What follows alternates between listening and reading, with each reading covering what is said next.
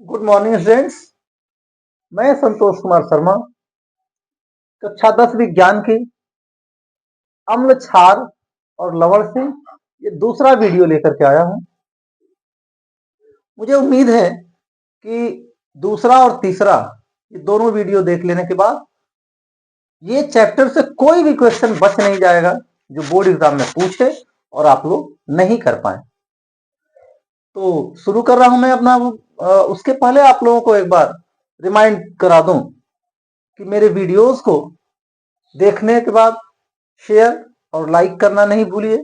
उससे और भी थोड़े लोगों तक रीच बढ़ जाएगी, मुझको भी थोड़ी और एनर्जी मिलेगी इससे। तो आइए हम लोग आगे चलते हैं। इसमें हम लोग 12 नंबर तक प्रश्न देखे थे, उसके बाद फिर कुछ एक इमरजेंसी वर्क आ गया तो मुझको छोड़ के जाना पड़ा। आगे देखते हैं हम लोग। इसमें इसमें कह रहा है एक विलयन में हाइड्रोजन आयन सांद्रता 1.0 N है, मतलब प्रति लीटर 1 मोल पर लीटर कंसंट्रेशन है हाइड्रोजन आयन का। विलयन का पीएच मान तथा उसकी प्रकृति। तो पीएच मान पे और हालांकि क्लास 12th में जाएंगे तो और बड़े बड़े क्वेश्चंस इस पे होंगे। यहाँ पे बहुत ही सिंपल सिंपल क्वेश्चन, बस यही वैल्यूज दो चार दी रही तो उसके आपको निकालना होता है। तो यहाँ पर देखते हैं हम लोग पीएच मान। याद करिए क्या बताया था, पीएच का वैल्यू क्या होता है भाई। तो पीएच का वैल्यू होता है, विलयन का पीएच मान बराबर होता है minus log hydrogen ion concentration. और यहाँ पे कुछ नहीं करना है, लॉग यहाँ पे 1 है और log 1 का वैल्यू याद रख लीजिए, बहुत जगह काम आएगा। log 1 का वैल्यू क्या होता है, 0 होता है। माइनस प्लस अब इसका कोई मतलब नहीं है। और यह जो विलयन होगा वो कहाँ होता है भाई, अम्लीय होता है। क्यों अम्लीय होगा, क्योंकि आप जानते हैं कि पीएच मान 0 से लेके और 7 से कम तक ये जो पीएच मान होता है ये क्या होता है, अम्लीय होता है। ये आप जानते हैं। तो एक बार और आप लोगों को याद दिला देने के लिए इसको मैंने और आगे तक कर दिया। आगे चलते हैं हम लोग अगली स्लाइड। उसमें अगले स्लाइड पे देखिए फिर कुछ क्वेश्चन इसके कर HCl तथा CH3COOH हाइड्रोक्लोरिक एसिड और एसिटिक एसिड के समान सांद्रता वाले विलयनों में से पीएच मान अधिक होता है। किसका किसका अधिक होता है और क्यों होता है। तो यानी कि सांद्रता है। यहां पर एक क्वेश्चन आप लोगों को आएगा, वो भी मैं बता दूं कि जो इसका आयोनाइजेशन होता है कितना डिग्री तक होगा, वो किस किस बात पे डिपेंड करता है। एक टॉपिक आया था तो वहां मैंने बताया था कि जो इसकी आयनन की मात्रा है वो किस पर डिपेंड करती है। तो इलेक्ट्रोलाइट्स जो उसमें डाला गया है, विलयन जिसका बनाया गया है, उसकी प्रकृति पर भी निर्भर करता है। तो यही क्वेश्चन यहाँ पे, सांद्रता समान है, सांद्रता दोनों का क्या है भाई, समान है, लेकिन प्रकृति यहाँ पर HCl और CH3COOH है। तो इसलिए इसमें आयनन की मात्रा डिफरेंट होगी, और जब आयनन की मात्रा डिफरेंट होगी तो पीएच मान भी, मतलब हाइड्रोजन आयन सांद्रता डिफरेंट होगी और पीएच मान भी क्या हो जाएगा, डिफरेंट हो जाएगा। अब याद करिए कि कौन इसमें वो दुर्बल अम्ल है और कौन प्रबल अम्ल है। तो ये ऑफकोर्स हाइड्रोक्लोरिक अम्ल ये प्रबल अम्ल है। कैसा अम्ल है भाई, प्रबल, भूले नहीं, ये कैसा अम्ल है, प्रबल अम्ल है। और ये कैसा है, दुर्बल अम्ल है। आपको एक लाइन में सिर्फ ये लिखना है, बताना है किससे अधिक होगा और क्यों। एक एक ये भी सीखिए, परीक्षा में प्रश्न को पढ़िए और तोड़िए उसको, एक एक पार्ट में तोड़िए उसको। तो ये कह रहा है कि किसका अधिक होगा, दो प्रश्न है यहाँ से, एक ही का आंसर लिख के छोड़ देंगे तो एक ही का मार्क्स मिलेगा। दो दो नंबर 4 नंबर मिलेंगे इसमें आपको, यदि आप अच्छे से लिखते हैं तो और क्यों। तो क्या लिखेंगे भाई इसमें, तो पीएच मान, इस प्रश्न का उत्तर लिखेंगे पीएच मान HCl विलयन का अधिक होगा, विलयन का अधिक होगा। एक उत्तर ये है। और दूसरे पार्ट का उत्तर क्या है, क्योंकि क्योंकि HCl प्रबल अम्ल है और एसिटिक एसिड CH3COOH दुर्बल अम्ल है,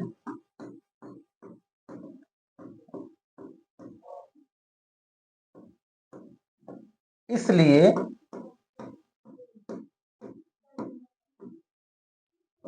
HCl की आयनन की मात्रा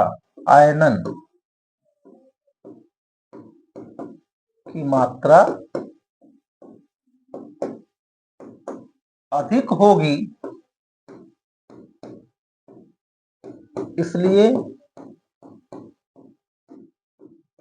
हाइड्रोजन आयन कंसंट्रेशन अधिक होगा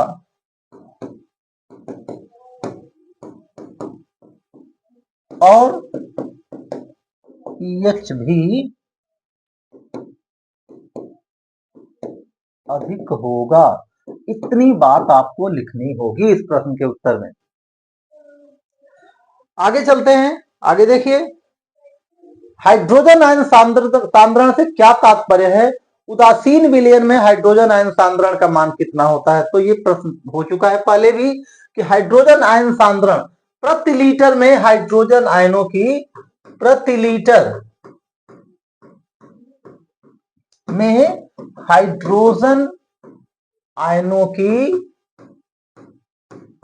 के मोलों की संख्या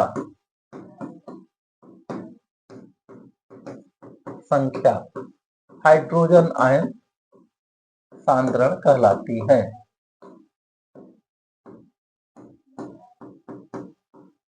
ये लिखना है आपको। उदासीन विलयन में हाइड्रोजन आयन सांद्रण कितना होता है? तो एक बार फिर याद दिला दूं कि आयनिक प्रोडक्ट किसी भी विलयन का हाइड्रोजन आयन की सांद्रता और इसकी सांद्रता OH माइनस आयन की, इसका गुणनफल 10⁻⁻14 ये फिक्स होता है। ध्यान दीजिएगा, ये फिक्स होता है चाहे विलयन कोई भी हो।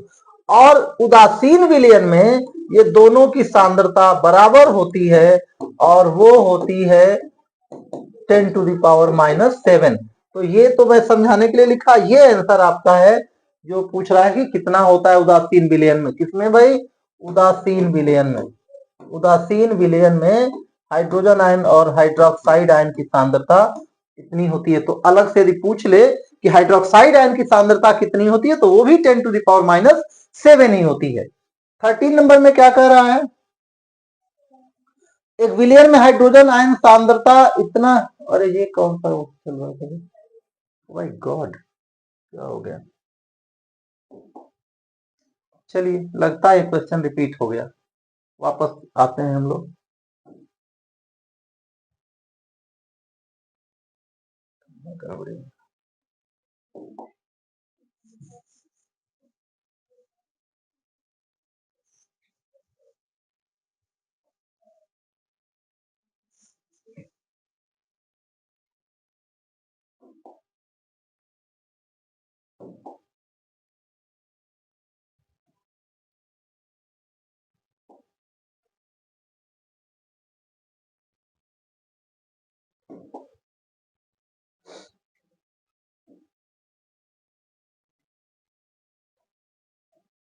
चलिए 14 नंबर प्रश्न देखते हैं हम लोग।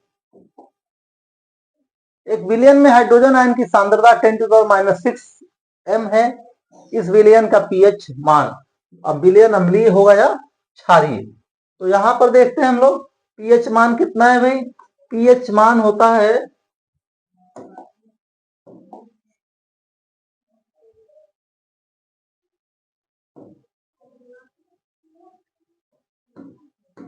पीएच बराबर माइनस हाइड्रोजन आयन कॉन्सेंट्रेशन का log hydrogen ion concentration, this equal to minus log 10⁻⁻6।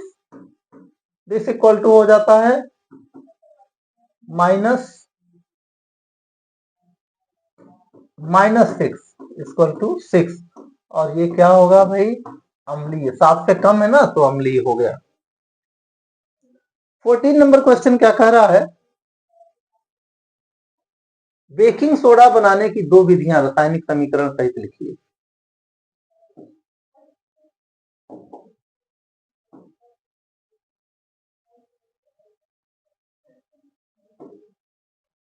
चलिए,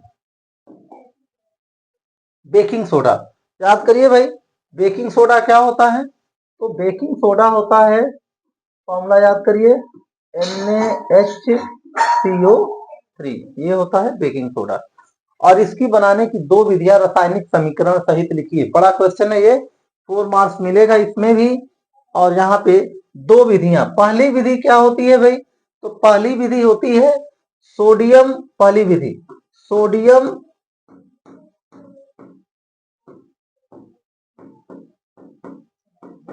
कार्बोनेट विलयन में, सोडियम कार्बोनेट विलयन में कार्बन डाइऑक्साइड गैस प्रवाहित करके,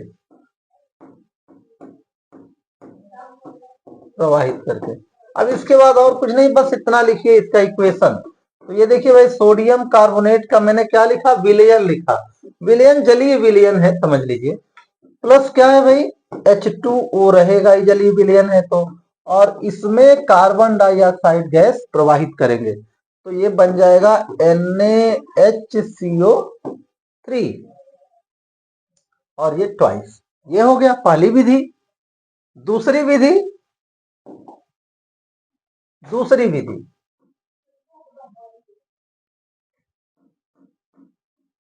NaOH प्लस CO2, CO2 बाद में दीजिए, plus H2O plus NH3 plus CO2, एक साथ इसको हम लोग कहते हैं, इसको ब्राइन सॉल्यूशन कहते हैं। तो ब्राइन सॉल्यूशन में जब कार्बन डाइऑक्साइड गैस प्रवाहित करते हैं तब भी ये बन जाता है, और NH4Cl बन जाता है। NaCl, सॉरी, ये NaCl का घोल होता है, सॉरी,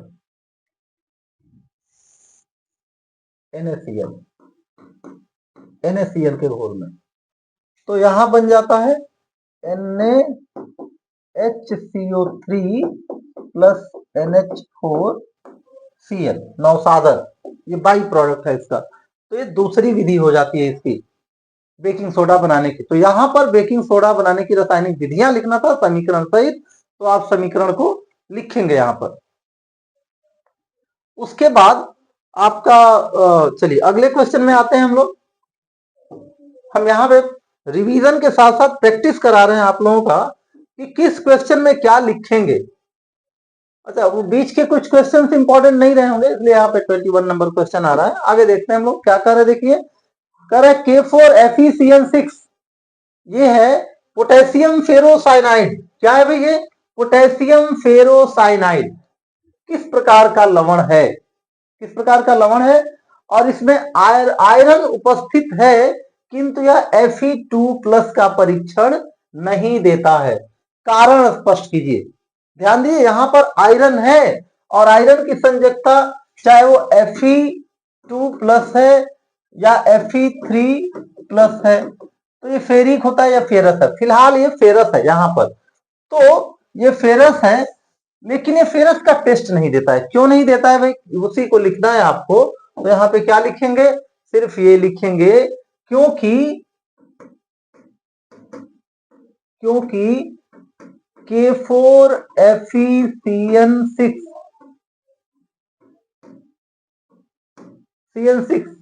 एक शंकर लवण है। कौन सा लवण है भाई? शंकर लवण है। और इसमें FeCN6, इसकी संयोजकता 4- होती, -4। ये एक साथ आयनित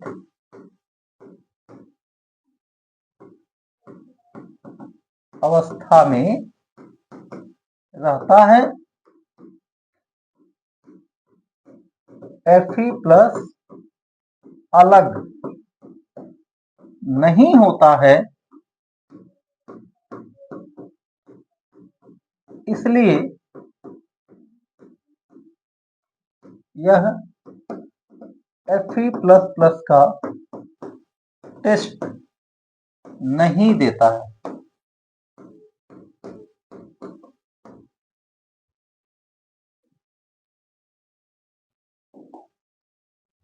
सेकंड नंबर 22 नंबर क्वेश्चन देखिए, कह रहा है एक विलयन में हाइड्रोक्सिल आयन का सांद्रण इतना मोल, ऐसे ही क्वेश्चन के बारे में बात कर रहा था मैं। हाइड्रोक्सिल आयन, यहाँ गलती होने की चांसेस होंगी। फटाक से आप क्या देखेंगे कि इसकी सांद्रता इतना है और पीएच मान देखेंगे और यही वैल्यू आप पुट कर देंगे। नहीं, ये नहीं करना है, ध्यान दीजिए इस पे। तो इस क्वेश्चन के आंसर में क्या करेंगे भाई, तो हम ये OH आयन कॉन्सेंट्रेशन दिया है, कितना है 10⁻⁻11, और हम जानते हैं H प्लस आयन और OH आयन कॉन्सेंट्रेशन किसी भी विलयन में इनका जो प्रोडक्ट होता है वो कांस्टेंट होता है, जिसे जल का आयनिक गुणनफल कहते हैं, और 10⁻⁻14 होता है। तो यहां से पहले H प्लस आयन कॉन्सेंट्रेशन निकालिए। तो यहां से क्या दिख रहा है भाई, H प्लस आयन कॉन्सेंट्रेशन कितना हो गया, तो 10⁻⁻14 डिवाइडेड बाई 10⁻⁻11 इक्वल टू 10⁻⁻3। अब यहाँ पर पीएच मान निकालेंगे, इसका पीएच मान अब कितना हो जाएगा भाई, तो पीएच मान, pH equal to minus log 10⁻⁻3, और कुछ करना नहीं है, ये माइनस जो पावर है 10 का वही लॉग का वैल्यू है, -3 इक्वल टू 3। और ये कैसा होगा भाई, अम्लीय होगा। कैसा होगा, अम्लीय होगा।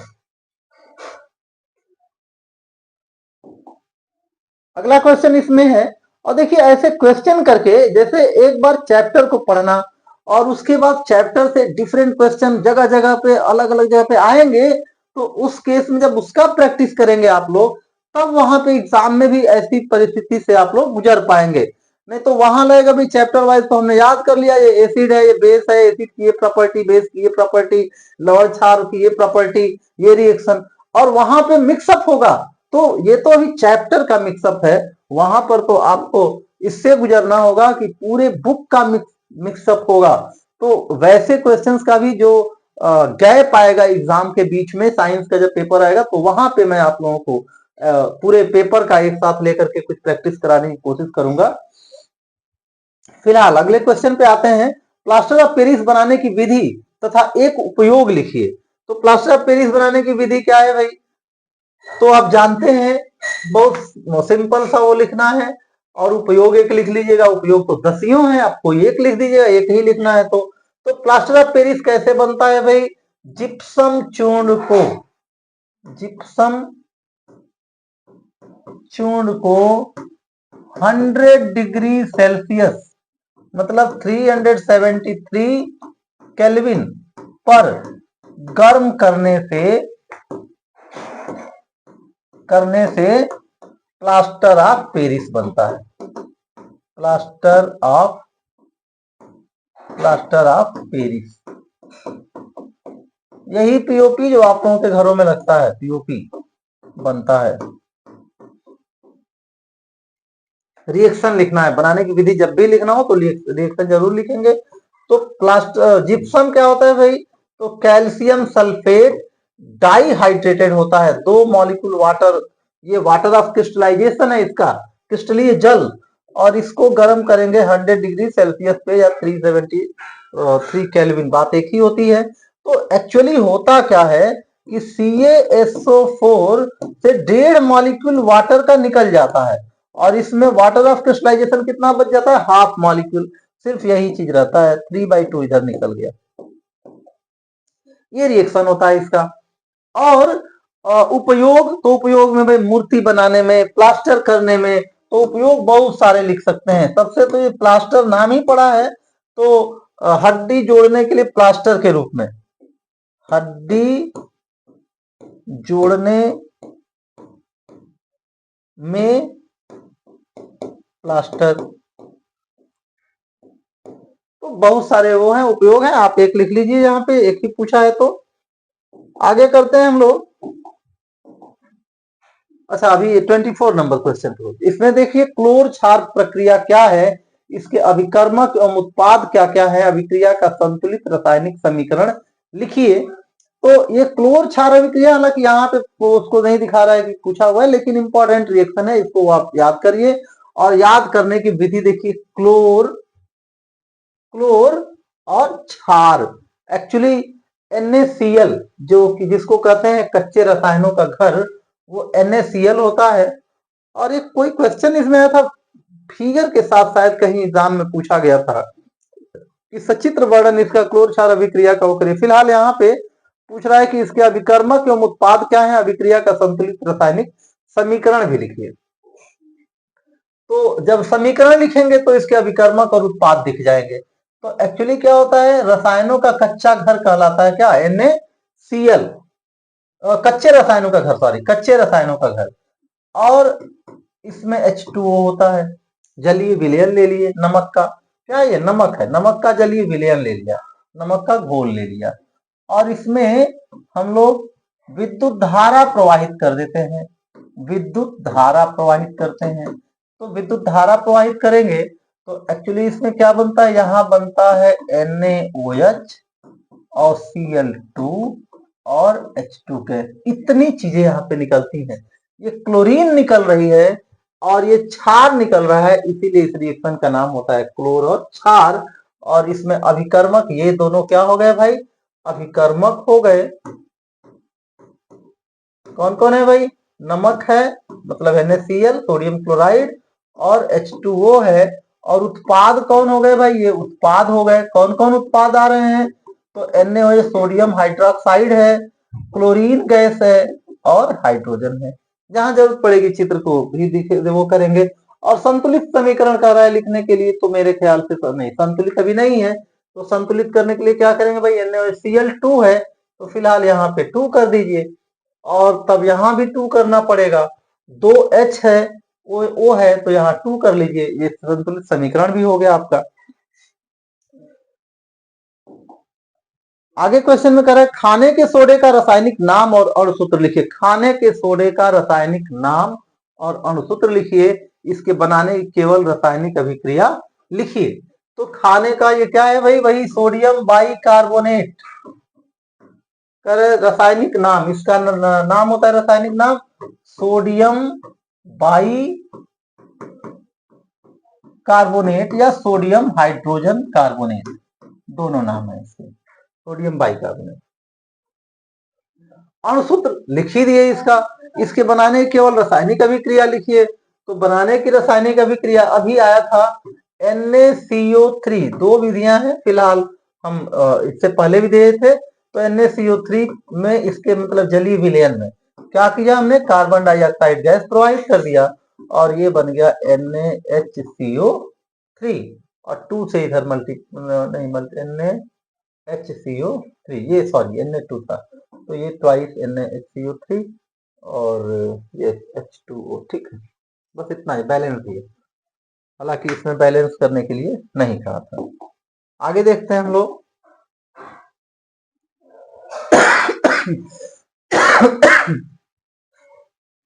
धावन सोडा का रासायनिक नाम तथा अणुसूत्र लिखिए, इसके बनाने की केवल रासायनिक समीकरण लिखिए। एक विधि लिखना है, ये क्वेश्चन पूछा गया कितनी बार, देखिए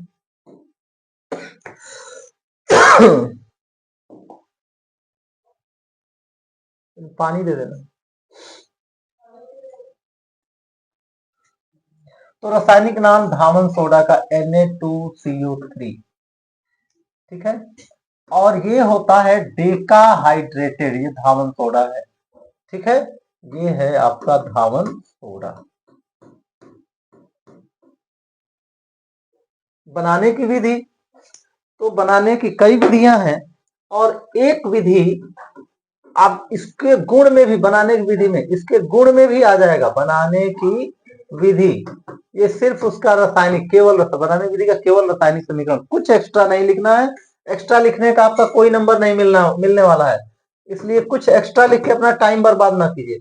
यहाँ पे कह रहे हैं कैसे बनाएंगे, तो इसका एक गुण होता है सोडियम बाइकार्बोनेट का, NaCO3 का एक गुण होता है कि इसको जब हीटअप करेंगे तो यहाँ पे सोडियम कार्बोनेट बन जाएगा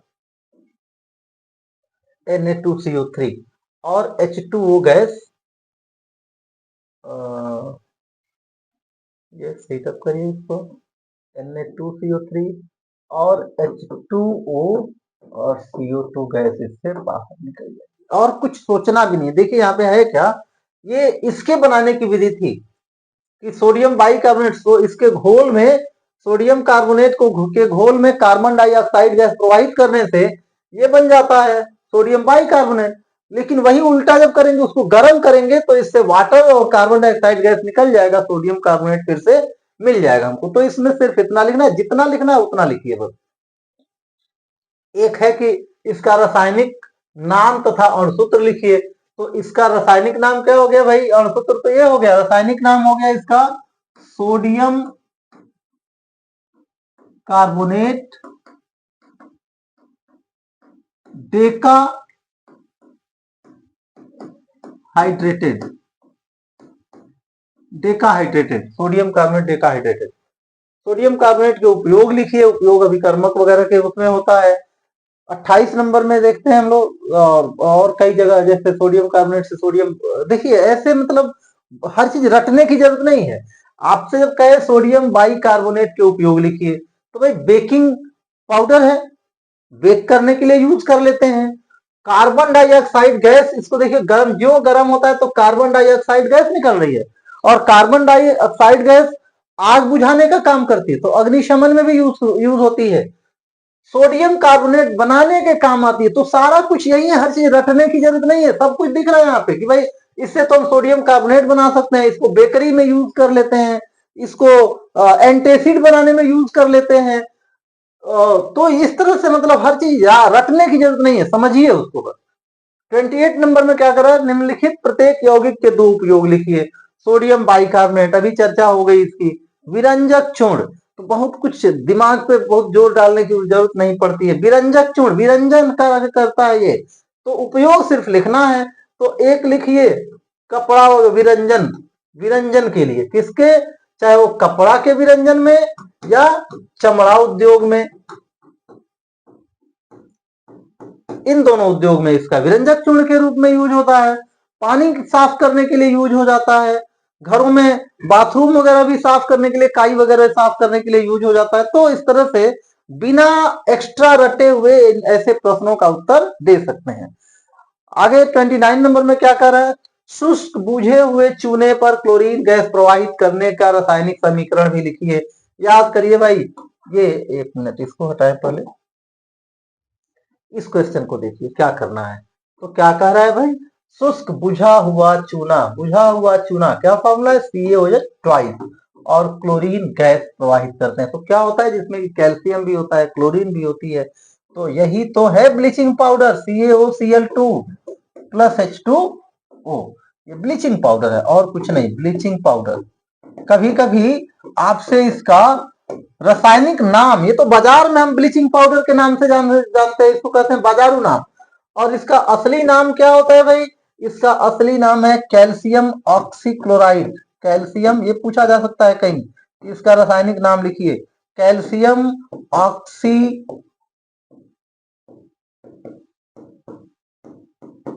क्लोराइड।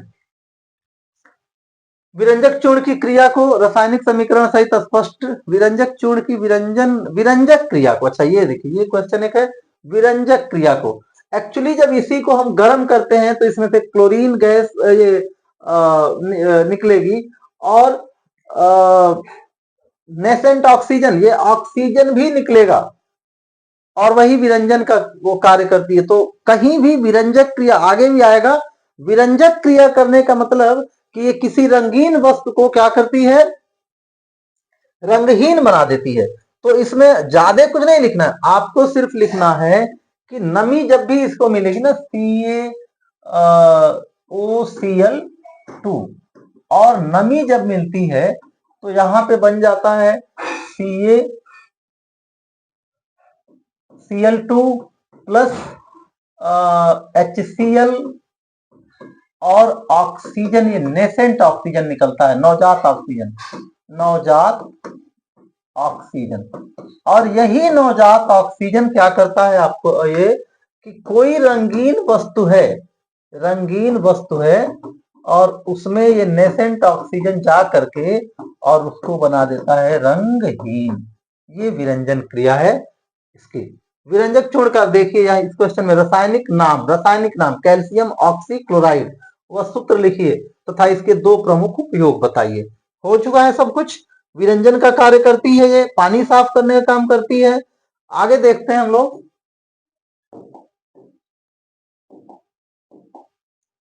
हाँ चलिए, यहाँ पे कुछ रिएक्शंस हैं उनको देख लेते हैं हम लोग। तो क्या करा, निम्नलिखित को पूर्ण एवं संतुलित करिए, यहीं पे करते चलते हैं। अभी देखिए, अभी हम लोग देखे थे कि इसको बनाने की विधि पढ़ रहे थे, तो क्या कर रहे थे, इसके सोडियम कार्बोनेट के जलीय विलयन में कार्बन डाइऑक्साइड गैस प्रवाहित करने से मिल रहा था सोडियम बाइकार्बोनेट। कैल्शियम हाइड्रोक्साइड जली चूने का जली बुझा हुआ चूना है, चूना जली चूना जो है उसमें क्लोरीन गैस प्रवाहित करने से बन रहा था CaOCl2 और H2O निकल जा रही थी। बैलेंस भी है, कुछ करना भी नहीं है। पूर्ण कीजिए और संतुलित कीजिए, दो चीजें हैं, देखिए पूर्ण कीजिए और संतुलित कीजिए। संयोग से यहाँ पे दोनों, और ये देखिए सारे क्वेश्चंस कहीं ना कहीं पूछे गए एग्जाम में आपके, तो फोकस करिए इस पे। अब यहाँ पे कर रहे हैं calcium oxychloride that is bleaching powder को क्या कर रहे हैं कि इसमें से CaSO4 और H2O निकल जाएगा। तो कुछ नहीं भाई, यहाँ पे देखिए ये क्या बन रहा है, सॉल्ट बन रहा है। सॉल्ट कब बनता है, याद करिए, उदासीनीकरण क्रिया। सॉल्ट कब बनता है, जब अम्ल और क्षार की क्रिया होती है।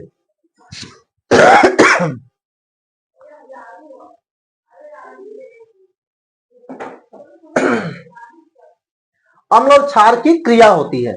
तो यहाँ पर ये क्षार कहाँ है और अम्ल कहाँ से, SO4 दिख रहा है, तो ये आएगा H2SO4।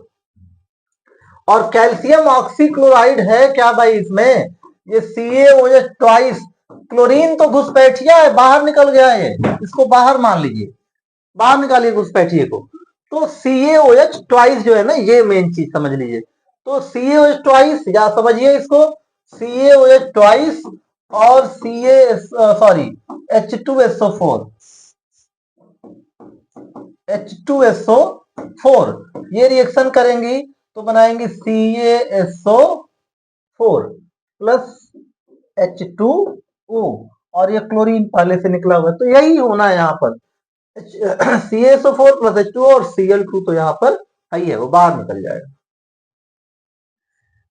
ये अभी ये भी आया था, याद करिए क्या है ये, NaCl plus NH3 plus H2O, मतलब कि नमक का जलीय विलयन, उसमें और क्या घुली हुई है, अमोनिया गैस घुली हुई है, और इसको मैंने क्या बताया था, इसका नाम है ब्राइन सॉल्यूशन, और इसमें कार्बन डाइऑक्साइड गैस प्रोवाइड करते हैं, तो बनता है सोडियम बाइकार्बोनेट प्लस NH4Cl, और ये बैलेंस भी है, कुछ अलग से बैलेंसिंग भी करने की जरूरत नहीं है। तो ये सोडियम बाइकार्बोनेट बनाने की दूसरी वाली विधि थी। एक विधि है सोडियम कार्बोनेट के घोल में आप कार्बन डाइऑक्साइड गैस प्रोवाइड कर देते हैं तो बनता है, और दूसरी विधि है ब्राइन सॉल्यूशन में कार्बन डाइऑक्साइड गैस, और ये NH4Cl के प्रोडक्शन में भी ये विधि यूज होती है। पूछा जाए कि नौसादर के निर्माण की विधि क्या है, तो ये नौसादर के निर्माण की भी विधि है, क्योंकि ये भी बन रहा है यहाँ पर। और यहाँ पे फिर वही CaOH ट्वाइस प्लस HCl, यहाँ पे फिर से इसको याद करिए, CaOCl2 प्लस H2SO4, भाई यहाँ H2SO4 था तो कैल्शियम सल्फेट बना था, और यहाँ हाइड्रोक्लोरिक एसिड है तो बनेगा कैल्शियम क्लोराइड और H2O, बस अम्ल और क्षार की क्रिया है, और कुछ नहीं यहाँ पे। अब यहाँ पर आगे फिर कुछ क्वेश्चन आए हैं, देखिए सोडियम सल्फेट से सोडियम कार्बोनेट कैसे बनाए, निम्नलिखित को कैसे प्राप्त करेंगे, ये क्वेश्चन है। निम्नलिखित को कैसे प्राप्त करेंगे, तो पहला सोडियम सल्फेट से सोडियम कार्बोनेट, तो सोडियम सल्फेट है भाई यहाँ पर, सोडियम सल्फेट Na2SO4, और सोडियम कार्बोनेट आपको यहां से प्राप्त करना है, तो ये भी सॉल्ट है, वो भी सॉल्ट है, दोनों सॉल्ट ही हैं। लेकिन अब इन दोनों सॉल्ट से क्या करेंगे हम लोग भाई, दूसरा सॉल्ट निकाल लाना होगा, तो कोई एक और मूलक और कार्बोनेट आएगा, तो देखो H2CO3, इससे रिएक्शन कराइए तभी तो कार्बोनेट आएगा ना। और इसमें भी रासायनिक समीकरण ही लिखना होता है और कुछ डिटेल्स लिखने की जरूरत नहीं है। तो सोडियम सल्फेट और सोडियम एक्चुअली क्या होता है, ये थोड़ा सा इस सोडियम सल्फेट की अपेक्षा कम घुलनशील होता है, इसीलिए यहाँ पे बन जाता है। और यहाँ पर H2SO4 ये जल में ज्यादा घुलनशील है, तो ये हमको मिल जाता है यहाँ पे। सोडियम कार्बोनेट से सोडियम बाइकार्बोनेट पढ़ चुके हैं, इसको हम लोग दोबारा करने की जरूरत नहीं है। सोडियम बाइकार्बोनेट से सोडियम कार्बोनेट ये भी पढ़ चुके हैं। बेकिंग सोडा से धावन सोडा, बेकिंग सोडा से धावन सोडा मतलब सोडियम बाइकार्बोनेट से सोडियम कार्बोनेट, वही लिखना है फिर से। बुझे हुए चूने से ब्लीचिंग पाउडर पढ़ चुके हैं, इसको भी। ब्लीचिंग पाउडर से क्लोरीन ये भी पढ़ चुके हैं। हाँ, इसको थोड़ा सा बता दें, ब्लीचिंग पाउडर से क्लोरीन, इसको देखिए जरा, ब्लीचिंग पाउडर से क्लोरीन तो कुछ और नहीं करना है, CaOCl2, ये जहां भी कहीं नमी मिलेगी तो यहां पर बन जाता है फिर से CaOH ट्वाइस, और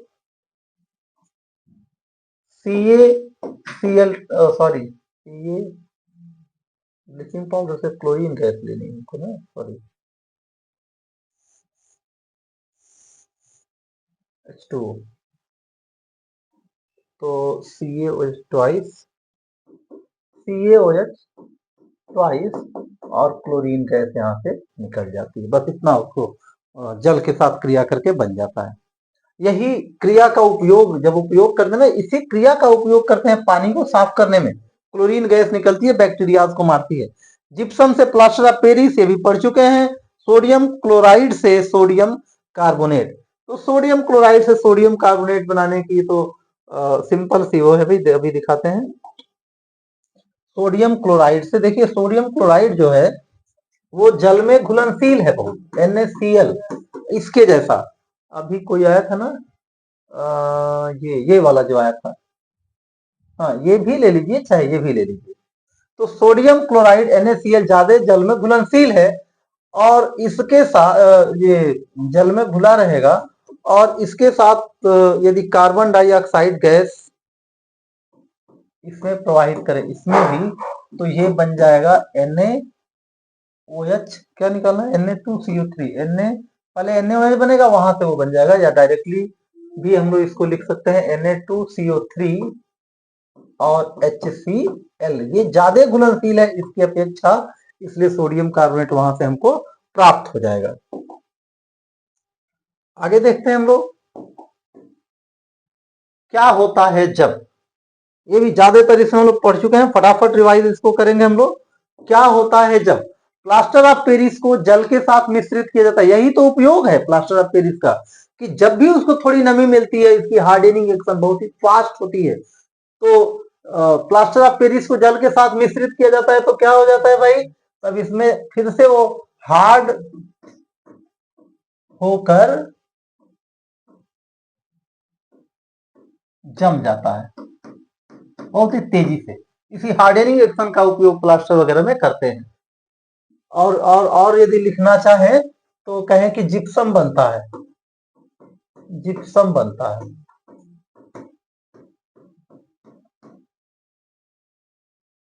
जिप्सम पर 37 अच्छा, रिएक्शन यदि लिखना है तो CaSO4 हाफ H2O, इसमें जल के साथ मिक्सअप कर दिए 3/2 H2O, तो सिर्फ मिक्सअप, कैसे गरम वरम नहीं करना है, तो CaSO4 ट्वाइस H2O बन गया। सोडियम कार्बोनेट के विलयन में कार्बन, अच्छा यहाँ पे सॉरी सॉरी ये जिप्सम पर जिप्सम पर इतना गर्म किया, मतलब को होना चाहिए था, कुछ गड़बड़ लिखा हुआ है यहाँ पे। जिप्सम पर 373 केल्विन जिप्सम को इतना पर गर्म करते हैं, तो गर्म करते हैं, तो ये भी रिएक्शन हम लोग देख चुके हैं कि कैसे जिप्सम से प्लास्टर ऑफ पेरिस पा रहे थे हम लोग, तो वो वाला रिएक्शन है इसमें। कार्बन डाइऑक्साइड गैस को चूने के पानी में प्रवाहित किया जाता है, चूना का पानी CaOH ट्वाइस, और इसमें कार्बन डाइऑक्साइड गैस प्रवाहित कीजिए, तो बन जाता है CO3 plus H2O। Calcium carbonate बनाने की विधि है, तो आप इसको यूज कर सकते हैं। सोडियम कार्बोनेट के विलयन में कार्बन डाइऑक्साइड गैस प्रोवाइड करेंगे तो बेकिंग सोडा बन जाएगा। पढ़ चुके हैं इसको, रिएक्शन लिख दीजिएगा उसका। सोडियम हाइड्रोजन कार्बोनेट को गर्म किया जाता है तो क्या होता है भाई, ये भी पढ़ चुके हैं, NaHCO3 जलीय विलयन इसका रहेगा। इसको जब गर्म करेंगे तो Na2CO3 plus H2O sodium carbonate बन जाएगा, जल निकल जाएगा अलग से और कार्बन डाइऑक्साइड गैस भी निकलती है। कार्बन डाइऑक्साइड बैलेंस करने के लिए कहे तो बैलेंस कर लीजिए, हो चुका है इसलिए ज्यादा टाइम इधर नहीं खर्च करेंगे, इसके पहले ही अभी आया था ये। सोडियम बाइकार्बोनेट तनु सल्फ्यूरिक अम्ल से, ये भी एक बार देख लेते हैं हम लोग। सोडियम बाइकार्बोनेट NaHCO3 ये वाला देख रहे हैं हम लोग। सोडियम बाइकार्बोनेट तनु सल्फ्यूरिक अम्ल से क्रिया करके क्या बनाएगा, इसको देख रहे हैं हम लोग। तो ये NaHCO3 और H2SO4, और ज्यादा कुछ नहीं सोचना है आपको। आपको बस ये सोचना है कि ये एक लवण तो है, लेकिन ये किसमें, इसमें हाइड्रोजन ये कार्बोनिक एसिड है और ये सोडियम है। तो ये एक्चुअली प्रबल अम्ल NaOH और दुर्बल क्षार कार्बोनिक एसिड से बना हुआ, सॉरी प्रबल क्षार NaOH और कार्बोनिक एसिड दुर्बल अम्ल से बना हुआ सॉल्ट है। तो इसका जो जलीय विलयन होता है वो क्षारीय होगा। तो ये क्षार और अम्ल की रिएक्शन है, ऐसे याद कर सकते हैं। दूसरा पार्ट ऐसे याद कर सकते हैं कि जहां भी कार्बोनेट का रिएक्शन होता है अम्ल वगैरह से, तो इसमें carbonate CO2 gas vulnerable part होती है, इजीली निकल जाती है बाहर और तब बच जाता है यहाँ पे क्षार और यहाँ पे अम्ल, और अम्ल और क्षार की अभिक्रिया से क्या बनता है, लवण बनता है, Na2SO4 बनेगा, लवण और जल बनता है और ये कार्बन डाइऑक्साइड गैस बाहर निकलेगी। अब यहाँ पे Na2SO4 होने के लिए यहाँ पे 2 से रिएक्शन करिए, कार्बन डाइऑक्साइड भी क्या दिख रही है, 2 दिख रही है, तो यहाँ पर 2 कार्बन डाइऑक्साइड गैस भी निकलेगी। तो CO2 और H यहाँ का H और ये 2H2O बैलेंस भी हो गया। आगे देखते हैं हम लोग इस क्वेश्चन को। बुझे हुए चूने पर क्लोरीन गैस प्रवाहित की जाती है तो ये ब्लीचिंग पाउडर बनाने की क्रिया है। CaOH ट्वाइस प्लस Cl2 तो CaOCl2 plus H2O। Bleaching powder carbon dioxide से भी क्रिया करता है। तो भाई देखिए CaOH ट्वाइस, ये वही रिएक्शन है कि यहाँ पर क्लोरीन घुसपैठिया है फिर बाहर निकल गया और चूने में कार्बन डाइऑक्साइड गैस प्रवाहित करने से जो अभिक्रिया होती थी वही यहां भी होनी है, एक्स्ट्रा में बस क्लोरीन गैस निकलेगी। तो यहां पर ये तो है नहीं, CaCl2 इसका आंसर कर रहे हैं हम लोग। बुझे हुए चूने पर क्लोरीन गैस, अच्छा ये तो हो गया, सॉरी ब्लीचिंग, ये हो गया। इसको ब्लीचिंग पाउडर पर कार्बन डाइऑक्साइड की क्रिया होती है तो ये है CaOCl2 और plus CO2 gas, carbon dioxide gas.